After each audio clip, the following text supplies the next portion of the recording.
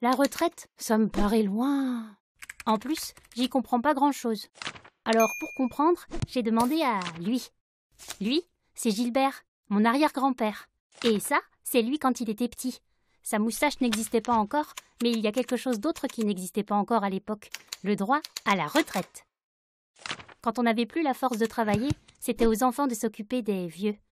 Et quand c'était pas possible, la seule solution pour les plus pauvres, c'était de travailler jusqu'à très vieux. Quitte à avoir des accidents ou d'accepter de mourir sans rien.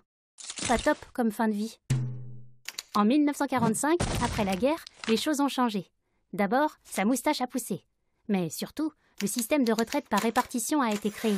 C'est le ministre du Travail, Ambroise Croizat, un métallo, qui l'a mis en place, avec le soutien des travailleurs et travailleuses. Il faut en finir avec la souffrance, l'indignité et l'exclusion. Désormais, nous mettrons l'homme à l'abri du besoin. Nous ferons de la retraite non plus une antichambre de la mort, mais une nouvelle étape de la vie. Il a créé ce qui s'appelle le système de retraite par répartition.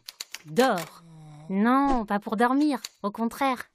D comme démocratie, parce que les représentants des salariés gèrent le système. Depuis 1967, ils se partagent les sièges avec le patronat. O comme obligatoire. Tous les salariés cotisent, c'est la règle. R comme répartition. Quand les salariés cotisent pour leur retraite, l'argent finance directement les pensions des retraités sans passer par les marchés financiers. S comme solidaire. Chacun cotise selon ses moyens et reçoit selon ses besoins. Les travailleurs et travailleuses ont les mêmes droits en cas de congé maladie, d'accident de travail ou quand ils attendent un enfant. Certes, ils ne cotisent pas, mais ces périodes sont quand même prises en compte pour calculer l'âge de départ. Dès sa création, le patronat a toujours attaqué la sécurité sociale.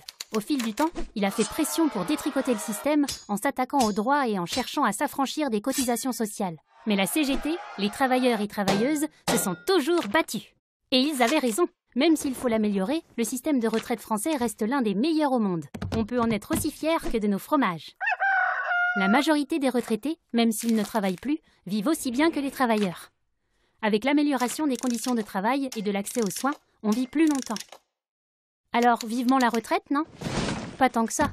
D'abord, les inégalités persistent. L'écart d'espérance de vie en bonne santé est de 10 ans entre un ouvrier et un cadre. La baisse des droits pèse de plus en plus lourd sur le niveau de vie des retraités.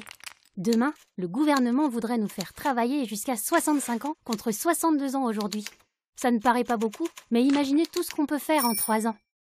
En plus, ça va faire baisser le niveau des pensions. Cette mesure permettrait de financer les hôpitaux et les écoles. Mais de l'argent, il y en a. Les travailleurs n'ont jamais produit autant de richesses.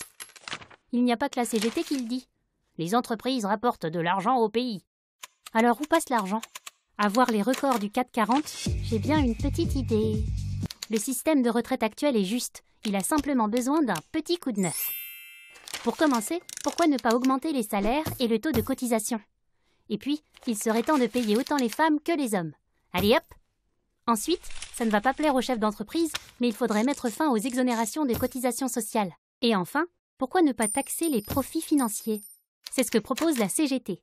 Tout ceci permettrait de financer le départ à la retraite à 60 ans, de garantir un revenu de remplacement à 75% du revenu net d'activité, la prise en compte des années d'études et une pension minimum au niveau du SMIC. Trop beau pour être vrai? En fait non, ce sont simplement deux visions opposées de la modernité. La différence entre le gouvernement et la CGT. Le premier privilégie l'économie et le profit, et le second, le bien-être des travailleurs et travailleuses et de leurs familles. Et vous, qu'est-ce que vous voulez?